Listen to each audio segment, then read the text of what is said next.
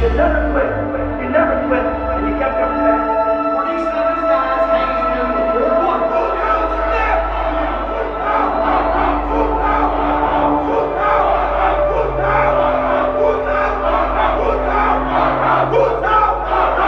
Here we go.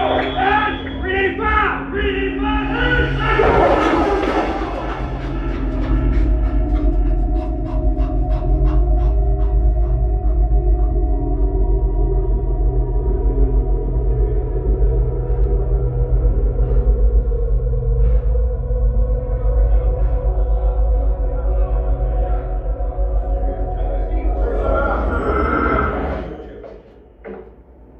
I tell you what, I've spent thousands of hours in locker rooms all over this country, but none of them feel as special as this. The great Hall of Famer Deacon Jones said, "This is a team you can never get cut from, you can never be traded from, you can never quit. Heck, you can't even die from this team. This team is forever." Well, with the help of my magic chalkboard, I'm going to give you a look into the hearts of these heroes.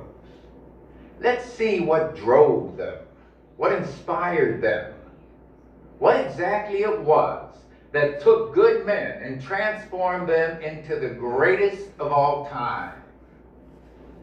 Since we're in this building, how about we start with the man who built the Hall of Fame, huh? Now, I don't mean like Yankee Stadium is the house that Babe Ruth built. No. I mean this guy actually, physically helped build this very building, the Sistine Chapel of football. Alan Page. Alan Page been all afternoon. Alan Page, you really did it. Double H. Number 88, Alan Page, was the first man to get to the ball carrier. Page number 88 is my opinion one of the finest defensive tackles in football. I grew up in Canton, Ohio. I was lucky. I had parents who knew, understood, and made sure that I knew and understood the importance of education. Neither one of them had gone to school beyond high school, and they understood that if I, my brother, and sisters were to have a better life than they had, then we had to be educated. One of the things that education does is it gives you choices and allows you to decide where you're going to go. It also allowed me to have the success off the field as a Supreme Court justice. Don't be afraid to do well in school. Education is a tool that will help you succeed, and don't let that opportunity slip away. How's that? The game set him up to serve the country in a position of the highest integrity. He epitomizes what this locker room is all about. Let's look at Steve Largent. I was not the obvious looking athlete. Forget the Hall of Fame. No one even expected me to play in college, but I always believed I had it in me. I couldn't out-tall people, so I had to outwork them. I wasn't the fastest, but no one was more prepared than me. When I was in college, they timed me at 4.8 in the 40, which was good for military convoys, but bad for wide receivers. Because of my production, I still got a look with the Houston Oilers. Bum Phillips thought I was the ball boy. So when he had the chance, he thought he pulled a fast one by giving me to the expansion Seahawks. He kept 7 receivers over me. All nice guys, but none of them made it all the way here. Bum did call me later, said it was the worst trade he ever made. So that made me feel better. You know, I guess for kids, it goes to show you, your limitations shouldn't stop you from trying anything. I didn't, but maybe I was crazy. After football, I didn't let the fact that I wasn't a politician stop me from running for Congress, and I won. Steve Largent, the small and slow congressman. First thing I did when I got to Washington was I called the IRS, told them to audit Bum Phillips. That little guy caught a heck of a lot of passes, and no one gave him a chance because of his size. But in the game of life, his incredible heart made him 10 feet tall. You gotta believe. You gotta have faith, and sometimes you just gotta go for it. Just like I did. Yeah, like I did when I guaranteed the Jets would win Super Bowl III. Our team rocked the world. Now, here's another guy who changed the world, and no one initially gave him a chance either. because of the color of his skin. Warren Moon. I was very athletic growing up, and all the coaches loved me, as long as I played where they told me to play. They didn't like it when I asked to play quarterback. I could play wide receiver all day, or hand me the ball, and I'd run it. Forget quarterback. Until the guys in front of me all went down, and they really didn't have a choice. When I got in there, we scored just about every time we had the ball. They didn't know what to say. But everyone likes winning, but I still had to prove myself at every level. Despite being all-state in high school, no college recruited me to be a quarterback. And I had to go to junior college my first year. Then when I did get a chance to go to the University of Washington, despite leading the team to a Rose Bowl championship, I wasn't even drafted by a single NFL team. Same struggle. No one believed a black man could play quarterback. But I didn't give up. I went to Canada and played 6 years until they finally couldn't deny me anything. I then played in the NFL for 17 more years, eventually becoming the highest paid player in the NFL. And as a quarterback, and now all the way here to Canton, each level had its own challenge. I was tested, sure, and it made me stronger. My ears heard a lot of the negative voices, but my heart didn't listen.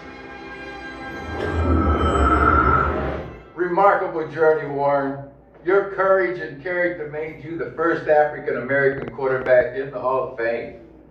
When the great Reverend Martin Luther King said he had a dream that his 4 children would someday be judged not by the color of their skin, but by the content of their character, today that's reflected in the great game of football.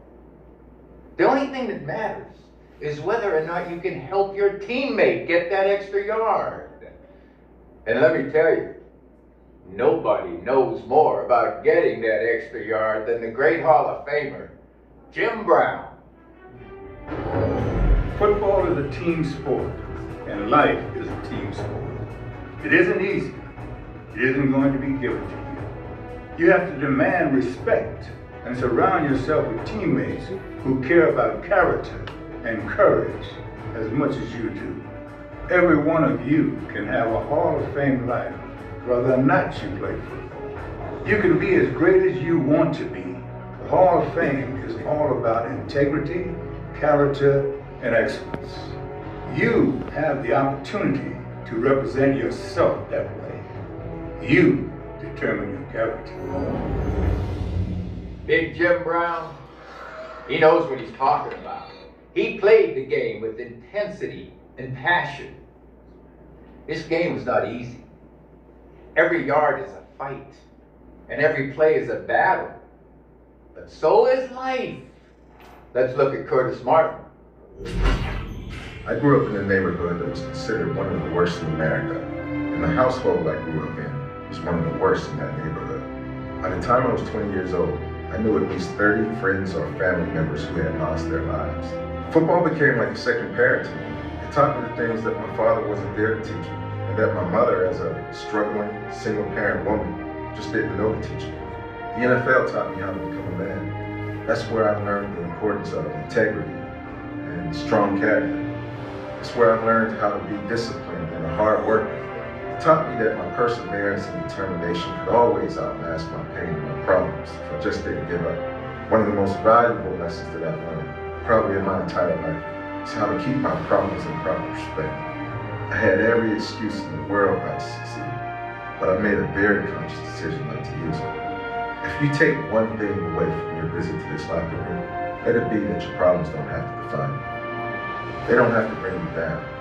They actually have the power to build you up if you can keep them in perspective. Whether it's a fumble in the game of football or a fumble in the game of life.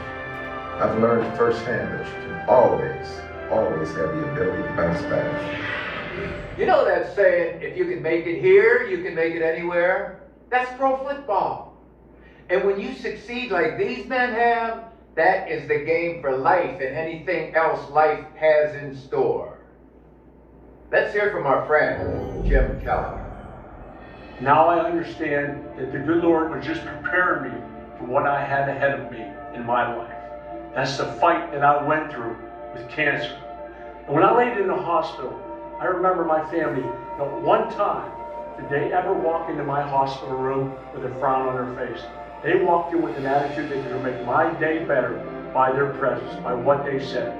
Every time they were around me, they made a difference for me. They made me want to continue to fight. What I've learned through playing football with the Buffalo Bills and going through all those tough times, the resiliency, is to never give up. Because you can make a difference. Whether it's your parents, your grandparents, or somebody you're just going to see. Be that difference maker. Make their day better by your presence, their attitude, and your attitude. Wow. Now that's what this Hall of Fame is all about. They shaped the game, and the game shaped them. As Muhammad Ali once said, God saves the toughest battles for the toughest people. You know, why don't we think of this as our own halftime speech in the most important game you'll ever play? Your game for life, huh? Think about today and go out and have an even better second half. The stories from these heroes may not make you a Hall of Famer, but they can help you score touchdowns for your own family and make you a hero in your own community. I guarantee it. Yo. Coach is coming. Settle down. Settle down. These legendary coaches must have heard me and thought it was time for their halftime speech. That's what these guys live for. You just stay still. The way these lights are up there, they can't really see you. They'll think they're talking to their teams. I can't be seen either. I gotta go. Great hanging out with you guys.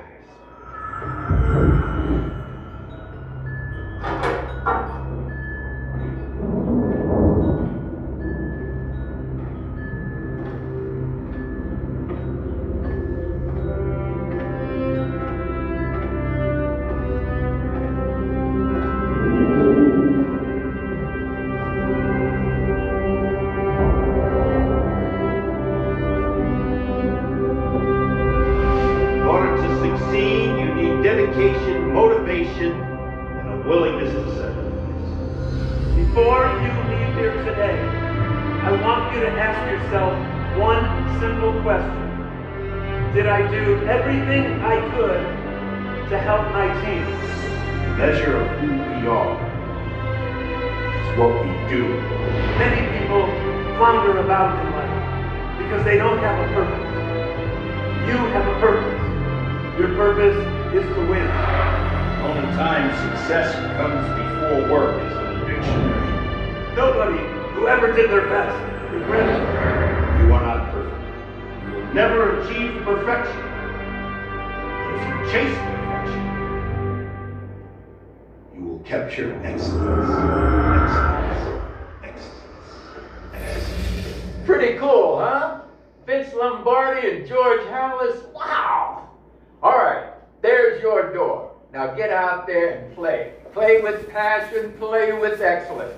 Play your very own game for life.